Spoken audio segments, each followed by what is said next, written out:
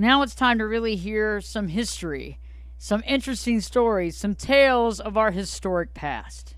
Joining me in studio, Dan Nelson. Dan is the Live Your True Life historian, and he comes across some of these amazing stories that, to be quite honest with you, just don't seem real, but they are true life. Dan, great to have you in studio. Glad to be here, Ashley. So, what story do you have for us today? I'm really interested. I love these stories, and some of them just seem larger than life, and it's really neat that they're all true. Yeah, this one is a real crazy one. I first came across this probably, say, 30 years ago, investigating my wife's ancestry, and this is one of her actual ancestors, a lady named Catherine Watkins, and she was married to a Quaker named Henry Watkins. She was 39 years of age, had 5 children, later had 3 more.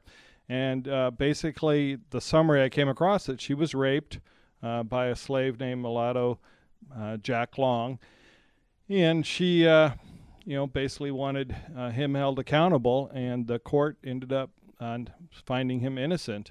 And so, since that time, another client descends from the same lady, and that's not that uncommon as you get further back in time.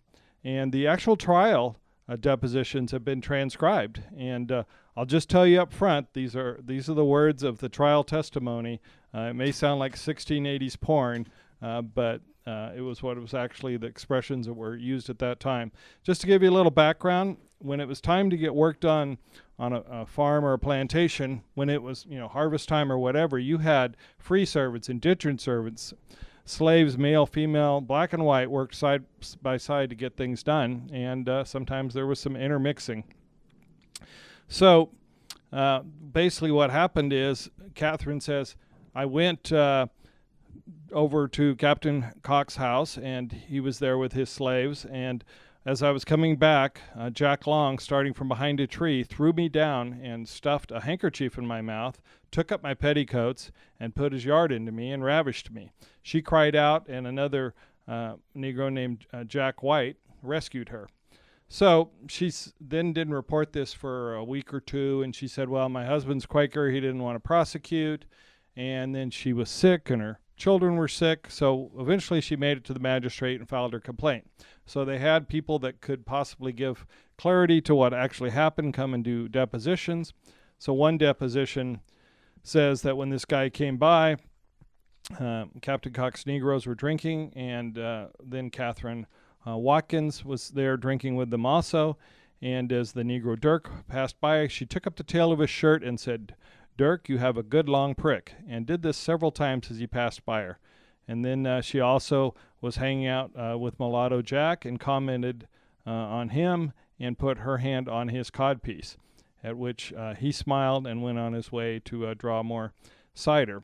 And codpiece was a term of the times that I could do another whole show on, but I will not go into more today. But she took another slave named Mingo and kissed him around the neck, flung him on the bed, and put her hand onto his codpiece. Then in another deposition, it was about turning the tail up of Negro Dirk's shirt and saying he has a good prick, and he said, well, that's a trick of the Quakers. And then another deposition talks about how she got on top of the person, the slave, and he had to get out from under her because she was basically trying to engage with him, but he escaped. And then the last deposition talks about Humphrey Smith saying that she was drinking and she had too much hard cider. That's what they drank back then to cool off in the field, and that it turned her brains, and so in drinking with them, she went into the chimney to light her pipe and then made a posture with her body as if she would like to have gone dancing. But apparently she wanted to do more than dance, and they also talk about how the slave 3 times went to Henry Watkins' house to beg forgiveness, and he said, don't come back again or I'll shoot you. So sort of the moral of the story here is, or the summary is that, Grandma Watkins here, she wasn't a grandma at the time, but she basically tried to say it was Jack Long's fault, and the depositions indicated that she was inebriated and really being extremely forward in taking advantage of the relationship she had there. So in the end, these several white men testified and exonerated their black brethren and blamed a drunken white woman for her alleged sexual indiscretion. So he was acquitted, Jack Long, and the speculation was that maybe it was because Henry Watkins was a Quaker that happened. But I think the moral of the story is just don't give Grandma the hard cider. That is a story right there. Wow. Grandma was getting busy. She was. It was not what you like to think of your 1600s ancestors, but she was getting busy. That was wild. That was amazing. So tell us more about where we could find more information about you and learn more about this, because I think some folks would love to know their ancestry and their family. Yeah, and not every family has a story like that one for sure. But the best way is to go to dancestorsgenealogy.com.